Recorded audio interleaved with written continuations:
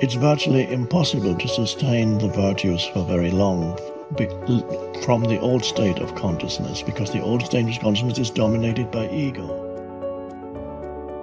One of the greatest difficulties is handling this issue of ego and keeping it under control. So we need to reveal who we are, but we also need to master the art of who we are presented as our best, as it serves us and our children, as it serves us and our friends, as it serves us in our business. Your conscious awareness. It's what looks out behind those eyeballs. What is that? It isn't cells. It's some kind of conscious awareness that you are. And make no mistake about it, you've occupied a whole lot of bodies already. If 99% of who you are, you can't touch and you can't feel and you can't smell, then what is it? Who is it? Where are you? What is this thing called your essence or who you are? And where does it go? As scientists delve deeper into the nature of what causes things to be as they are, they find themselves immersed in an unseen world of infinite intelligence, acting in a lawful and purposeful manner. What we encounter in the physical world appears to be but a manifestation of invisible cause. The kingdom of heaven, which I translated, as you may remember, as the dimension of formlessness or the dimension of spaciousness, is within you. And there's only one thing that matters, and that is to find within you that dimension of consciousness and then live from that dimension of consciousness. But it is a constant and it never ends. But if we can make a personal appeal to ourselves, I want to constantly work on developing the positive side of my nature and do my best to suppress that darker side that would not allow me to be most of what I can possibly be. I think that's what's important. Of course, it is better that somebody should at least attempt to cultivate the various virtues. To cultivate this, it's a wonderful intention, and it's better than not trying to cultivate it, but ultimately you won't really succeed unless there's a shift in consciousness in you that is primary. Make sure what you do is the product of your own conclusion, not to do what someone else says. Take what someone else says, process it, think about it, ponder it. If it makes you wonder, if it makes you think, then it's valuable. Then when you go take action, make sure that the action is not what somebody told you to do. Make sure the action is the product of your own conclusion.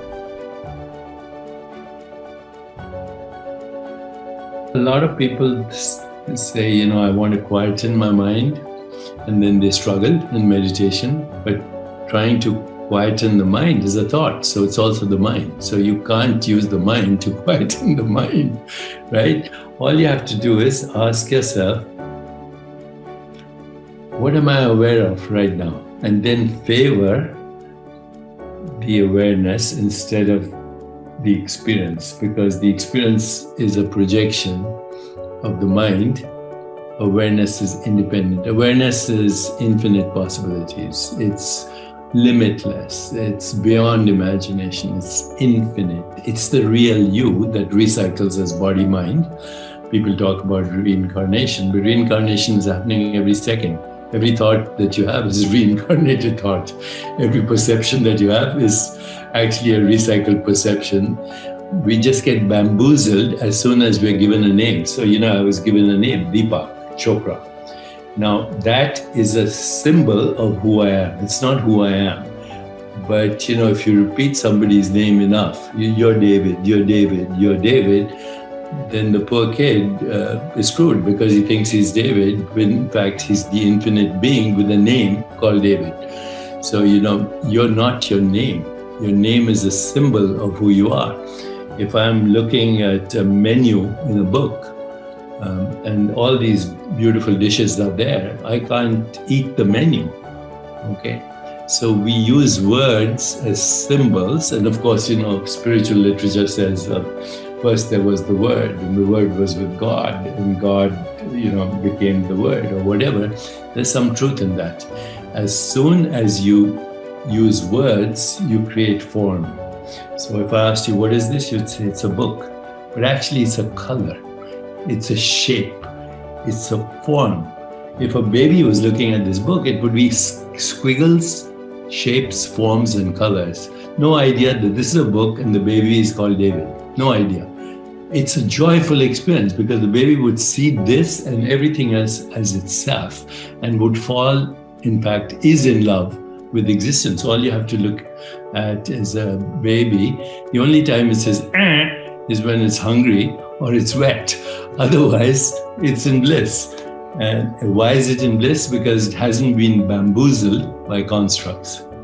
If people could understand the magnificence of who they are, that their fundamental state is bliss and joy and awareness and existence, which is timeless. See, the body is in time, the mind is in time, every thought is in time, every perception is in time, every image you have in your mind is in time, except you, the one that's awareness. So once you get to that, this is what is called the spiritual experience. It's also actually the original religious experience. Whether it's Jesus or Muhammad or Buddha, it doesn't matter. The religious experience is just three things. First, you know yourself beyond body and mind. Second, you have the emergence of Platonic truth, which is goodness, harmony, peace, empathy, compassion, love, kindness, joy. And the third religious experience, not religion, I'm not talking about religious dogma, religious experience, loss of the fear of death. If you have those three things, you know your true self, you have the emergence of what we call Platonic values, truth, goodness, beauty, harmony, love, compassion, joy, equanimity, and you lose the fear of death, what left? You're free.